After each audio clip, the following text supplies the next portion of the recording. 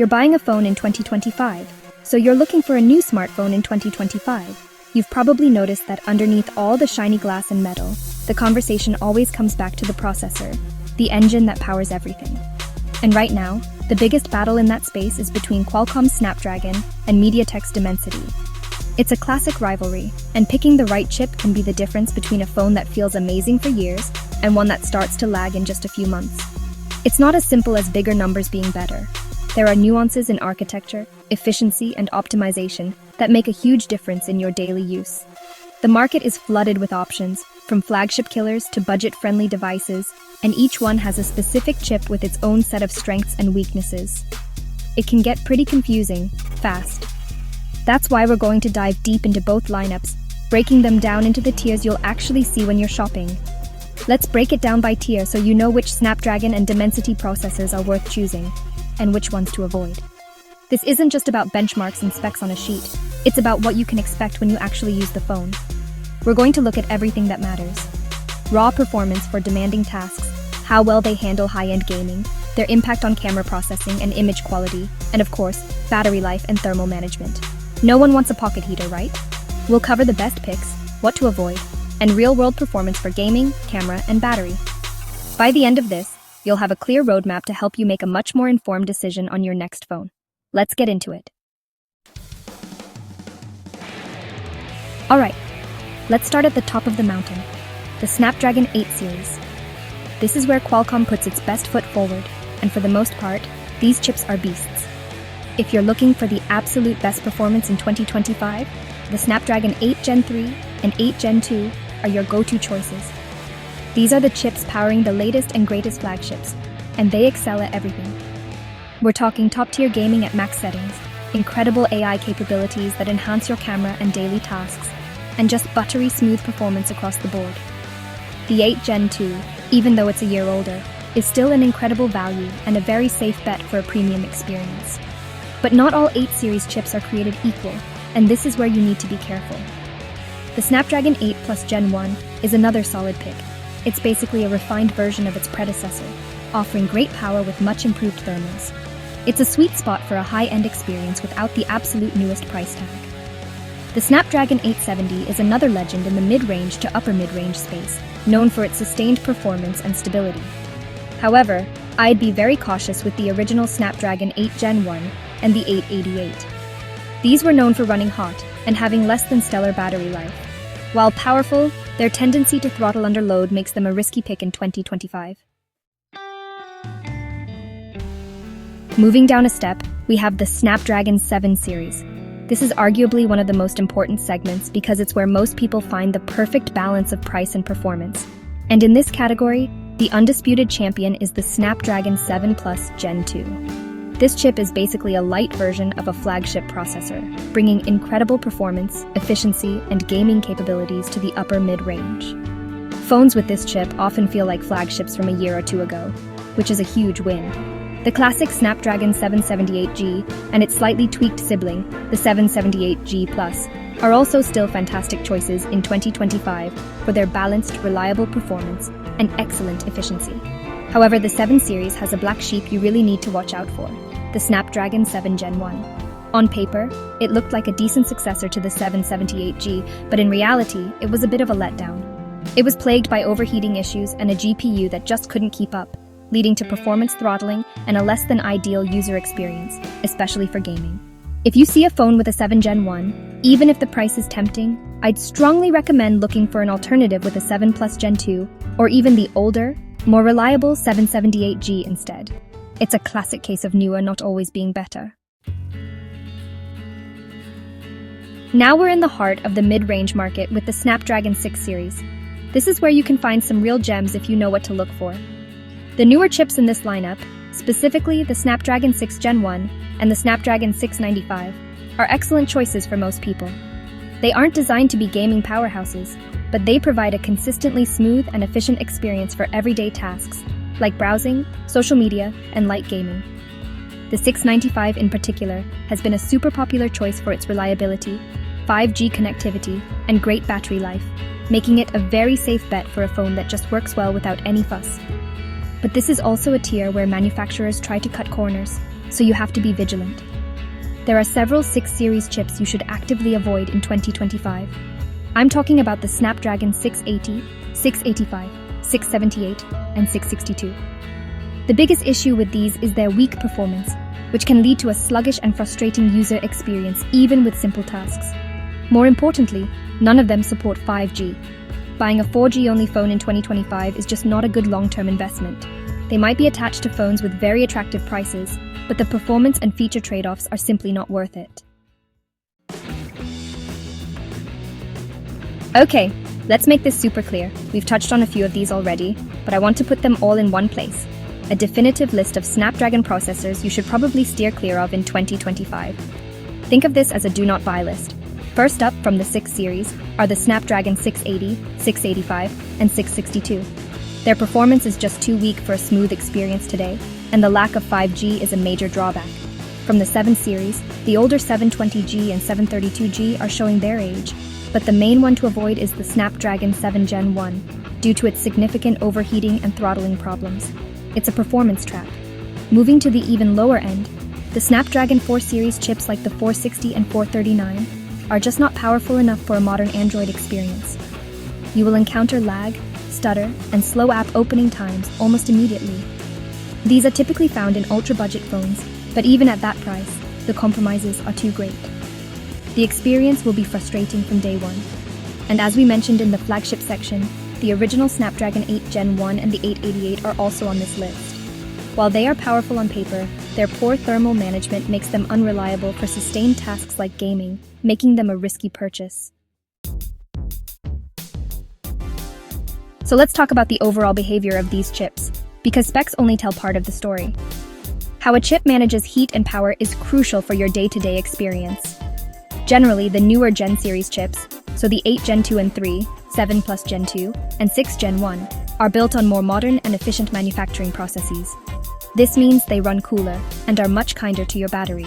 You can expect a phone with one of these chips to feel snappy and responsive in the UI without getting warm during normal use, and to last you through a full day with ease. They are designed for the future. On the flip side, many of the older chips we've told you to avoid, like the Snapdragon 680 and 662, have a double whammy problem. Not only are they sluggish, but because they have to work harder to perform simple tasks, they can sometimes be less efficient than you'd think, even with their lower power targets. They aren't future-proof, and you'll feel their limitations more and more as apps and the OS get more demanding. The same goes for the hot-running flagship chips like the 888 and 8 Gen 1. Their poor thermals directly translate to worse battery life, because the phone is wasting energy as heat. Alright, let's tie this all together with some real-world scenarios. Who should buy which chip? If you are a serious gamer who wants to play the most demanding titles at the highest settings, you should be looking at the Snapdragon 8 Gen 2 or 8 Gen 3 period. The 870 is also a surprisingly capable gaming chip for the price if you're on a tighter budget. For those who are more about content creation, social media, and having a great point-and-shoot camera, performance is still key for image processing. Here, the Snapdragon 695, 778G, and 8 Plus Gen 1 are all fantastic choices, offering a great balance of power and efficiency. What if your top priority is just a super smooth, lag-free experience for daily use, and you want the best battery life possible? This is where the mid-range efficiency kings shine. A phone with a Snapdragon 695 or newer will feel great for years. The 778G Plus and the 870 are also battery champions that deliver excellent longevity, along with a bit more performance headroom. The key is to be honest about your needs. You don't need to pay for an 8 Gen 3 if you're just browsing Twitter and watching YouTube, but you also shouldn't settle for a 680 if you plan on doing any sort of gaming.